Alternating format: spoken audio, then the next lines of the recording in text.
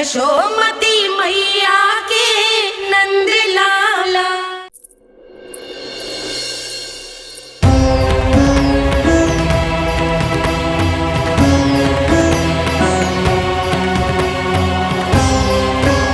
इससे पहले कि मैया को संदेह हो जाए, मुझे जाना होगा शनिदेव।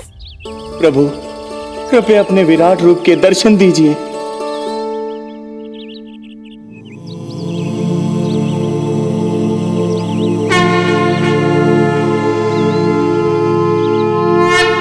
सशंख चक्रम सकिरीट कुंडलम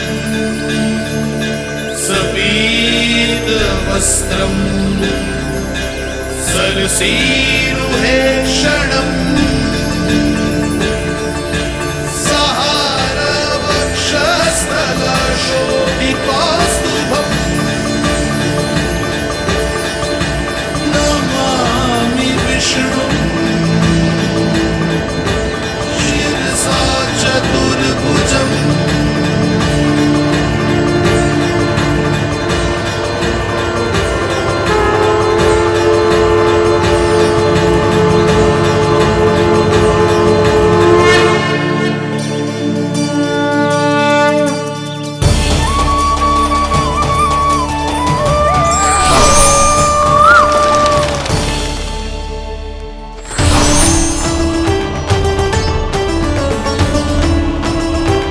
हे श्री हरि, मुझे पंछी की छाया।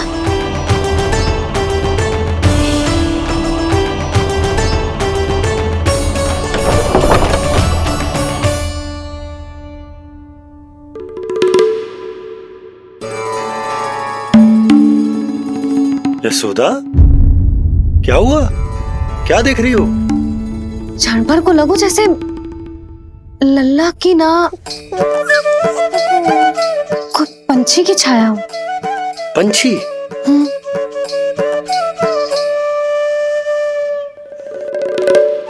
अब ना, मुझे तो लग रहा है जो गिलहरी की छाया।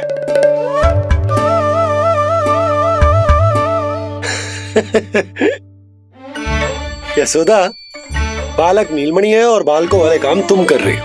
अरे प्रकाश और छाया से खेलने का काम लल्ला के लिए छोड़ दो।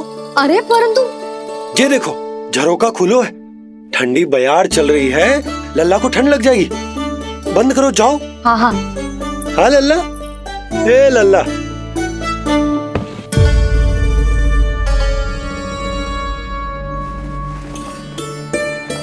आज सब कितने सज धज के आए थे तुझसे मिलने के लिए, जैसे दीपावली हो। है ना लल्ला? सिवाय इनके देखो,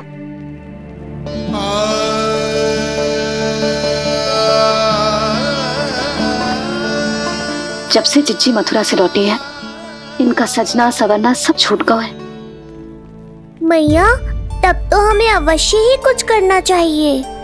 सुनो जी, हमें अवश्य कुछ करना चाहिए। जे इसे देखो, ना तो जे थको है, ना इसकी आंखों में नींद है। हो सकता है इसका भी मन हो अपनी बड़ी माँ से बात करने का।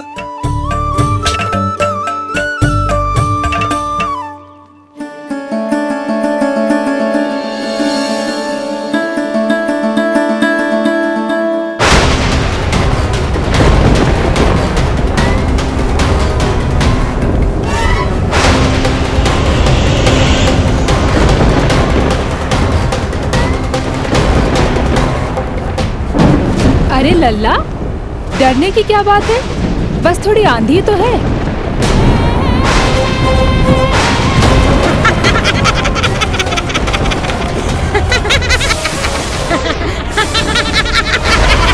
लल्ला, लल्ला, लल्ला, लल्ला।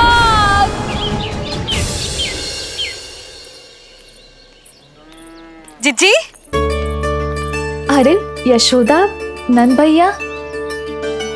चिच्ची, ये नीलमणि के षष्ठी पूजन का उपहार है।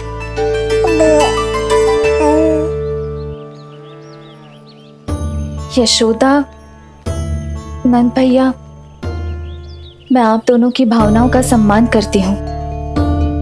आप दोनों को तो पता है मेरे हृदय में नीलमणि के प्रति अत्यधिक प्रेम है।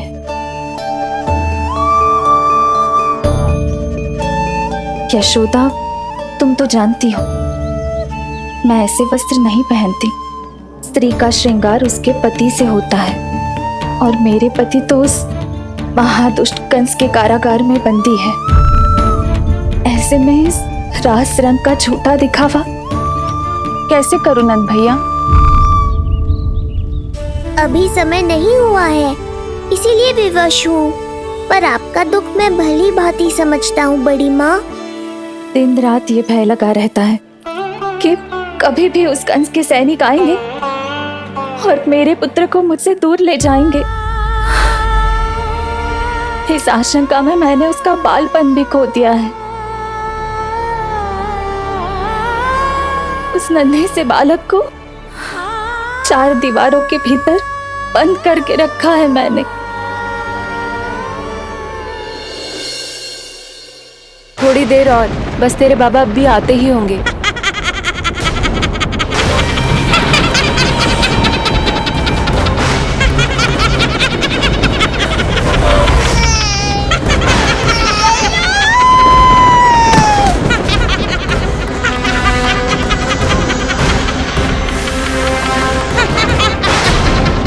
भाभी, आपका पुत्र हमारे नीलमणि का बड़ा भाई।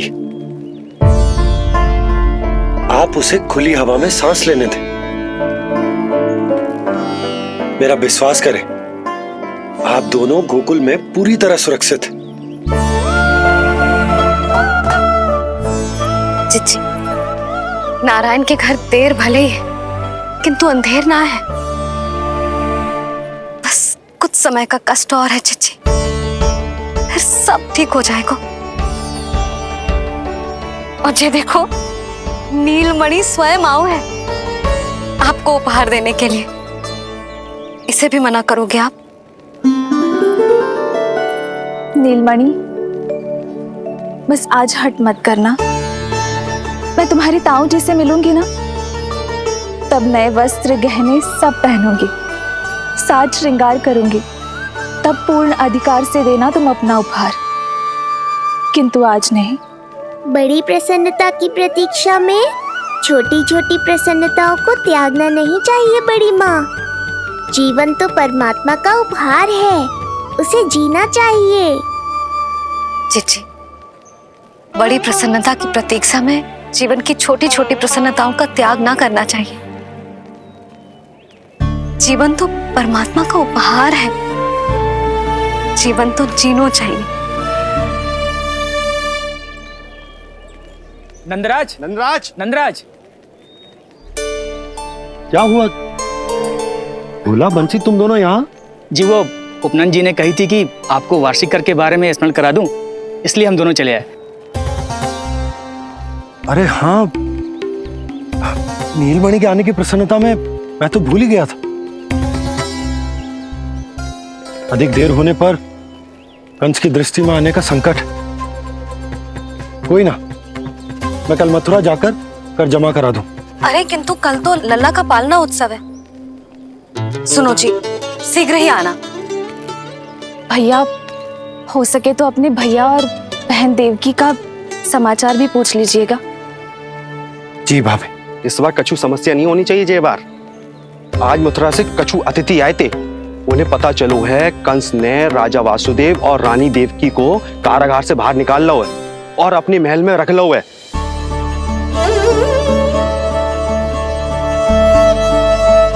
ये तो अत्यंत शुभ समाचार है।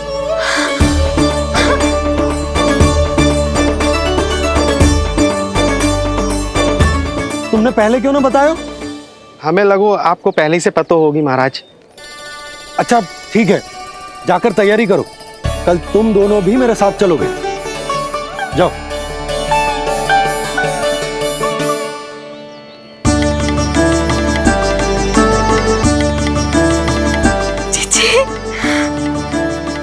भाभी, यशोदा ने कहा था ना कि नारायण के घर देर अवश्य है, परंतु अंधेर ना है। प्रतीत होता है हमारा नीलमणि सबके लिए सौभाग्य लेकर आया है। सच्ची भाभी, नारायण का वरदान है जय बालक। भाभी, अब हमें चलना चाहिए। और हाँ, कल वसुदेव भैया और देव की भाभी से बिना मिले वापस ना आऊंगा मैं। उन्हें कह दूंगा और बता दूंगा कि कितना स्मरण करते हो आप उन्हें। चिच्ची, शुभ समाचार मिलो है। अब तो जो उपहार स्वीकार करना पड़ेगा। हाँ यशोदा, अत्यंत शुभ समाचार आया है और अपने साथ ही आशा भी लाया है कि अब शीघ्र ही उनसे मिलना संभव होगा।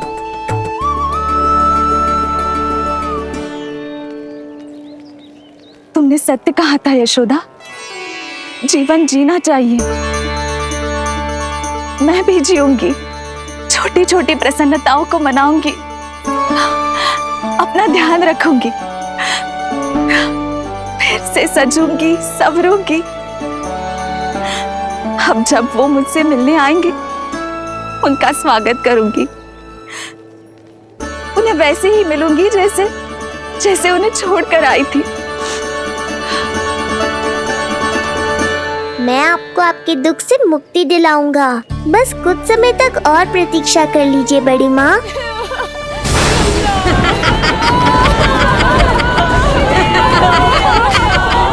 कब तक बचेगा शिशु विष्णु? आज नहीं तो कल तू मेरा निवाला अवश्य बन जाएगा। कल तुमसे भेंट होगी पूतना। कहाँ है तू शिशु विष्णु? शीघ्र ही तुझे आहार बनाऊंगी मैं। तुमने बहुत दुष्कर्म कर लिए पूतना। अब तुम्हारे आतंक का अंत करूंगा मैं।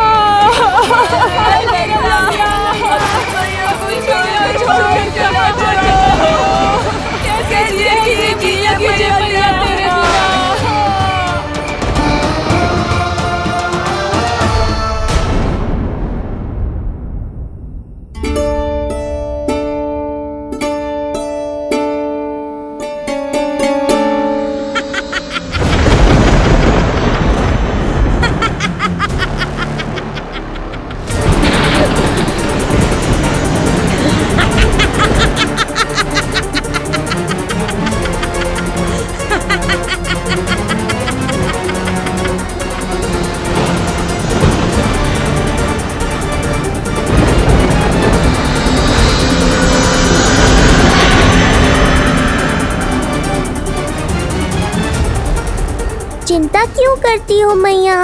मैं हूँ ना।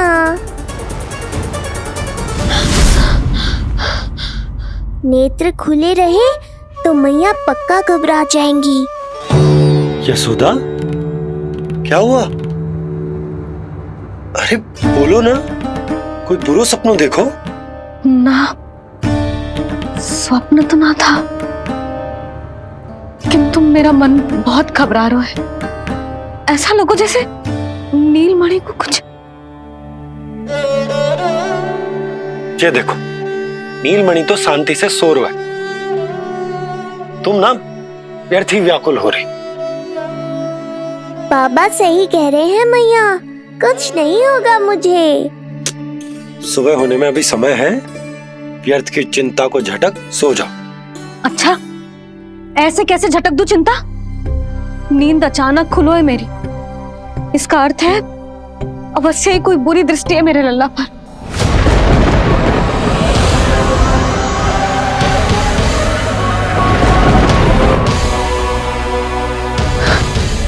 आप भी कल जा रहे हो मथुरा? सुनो जी, जाना आवश्यक है, रुक ना सकते आप? कर जमा करानो है यशोदा, कल अंतिम दिन है। यदि वो निकल गए तो नारायण ही जाने वो कंस क्या करेगा। जानो आवश्यक। पिछले 6 दिन से नित्य कोई ना कोई कर्मकांड संस्कार चल रहा है, इसीलिए तुम थक गई हो। तनिक विश्राम कर लो, सो जा। देखो नीलमणि भी यही कह रहा है कि मैया मोरी विश्राम कर लो, सो जाओ। कल मेरो पालनोत्सव मनानो है कि ना? सो जाओ।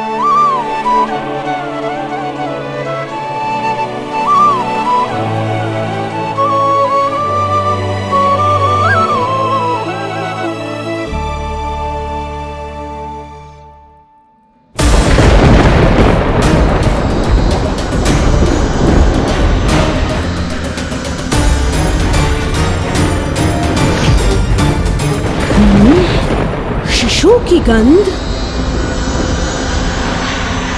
पर अब तो भूख भी मिट गई है। एक रात का समय बचा है बालक, जी ले। कल सूर्य की पहली किरण के साथ अंतिम सांस लेगा तू।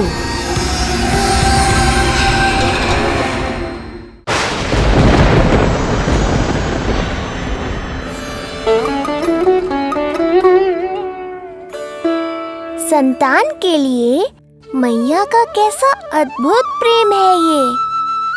पूतना की छाया से ही इन्हें आने वाले संकट का आभास हो गया।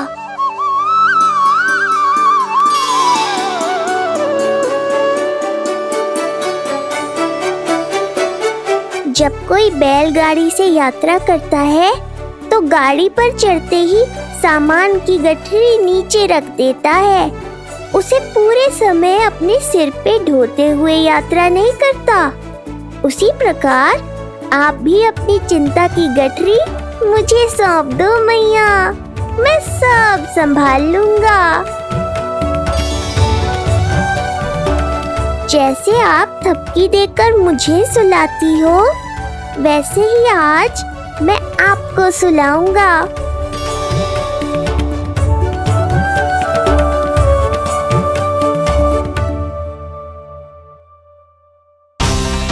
वचन देता हूँ मैया, जिसने आज आपकी निद्रा भंग की है, कल उसे चिर निद्रा में सुला दूंगा मैं।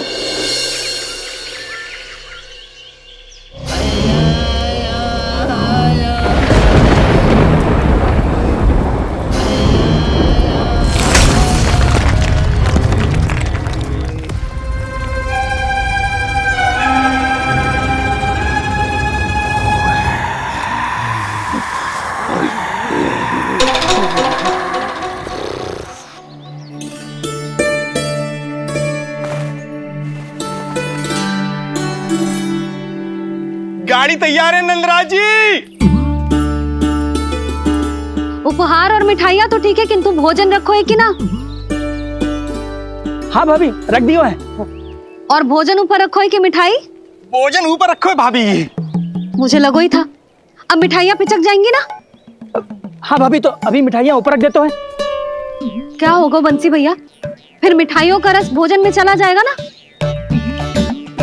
मैया ऐसे पूछताछ करोगी तो हड़बड़ा तो जाएंगे ही। अरे भोला बंसी, अरे भोजन और मिठाइयों को अलग अलग रखो भाई। यही कह रही हो ना यशोदा? अरे वाह, आज हमारा राजकुमार जल्दी उठ गए हो। इसे भी पता है पालना उत्सव में इसके बाबा ना होंगे इसके साथ, इसीलिए विदा करने आ गए। फिर कोई ऐसो कर्मकांड ना होगो जब मैं ना हूं। बस आज जाने दे लल्ला, सबको जाकर अपने हाथों से मिठाइयां भेंट करूंगा और सबको बताऊंगा कि इतना सुंदर, इतना प्यारा लल्ला का बाबा बन गया मैं।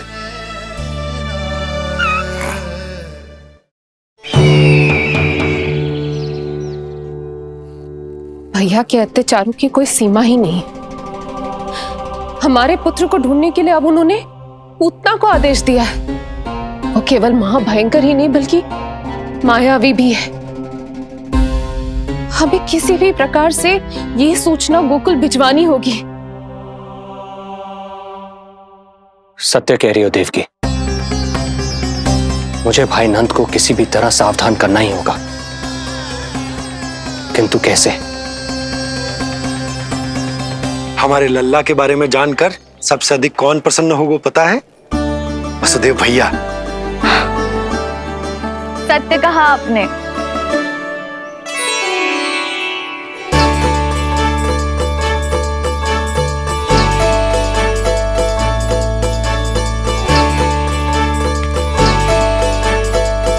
बड़ी माँ, नए वस्त्रों में ये हुई ना बात। बहुत बहुत अच्छी लग रही हो रोहिणी जीजी, सच्ची।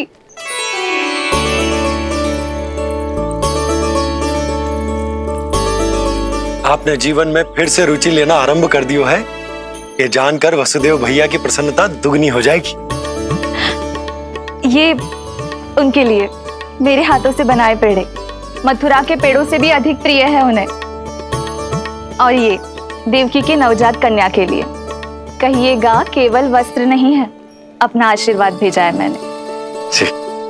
सच में यशोदा, नीलमणि एक आशा का दूत बनकर आया है मेरे जीवन में।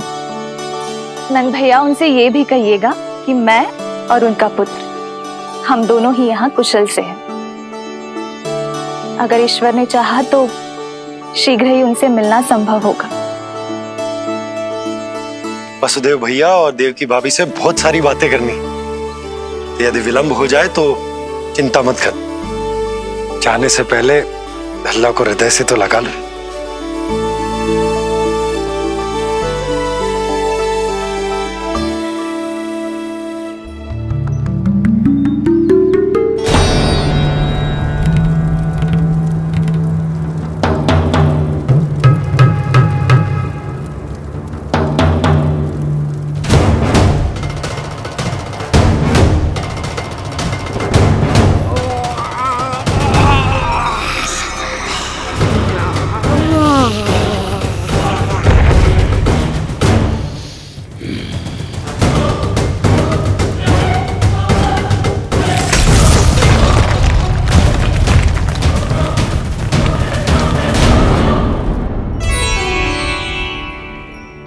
कछु विचित्र सो क्यों लग रहा है मुझे? बाबा, आपका पुत्र है ना यहाँ, सब कुशल मंगल ही होगा।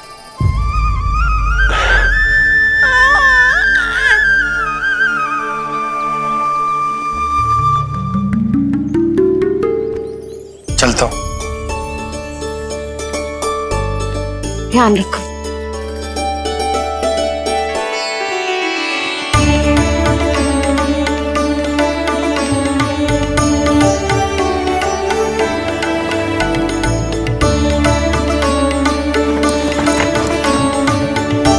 जय राम जी की।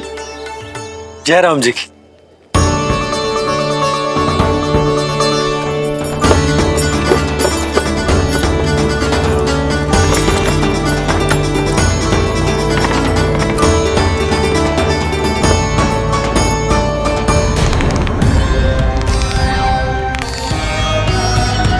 कहाँ से आरंभ करूं आज? रजपुरा, रानी घाट, देतिया, बरसाना या गोकुल?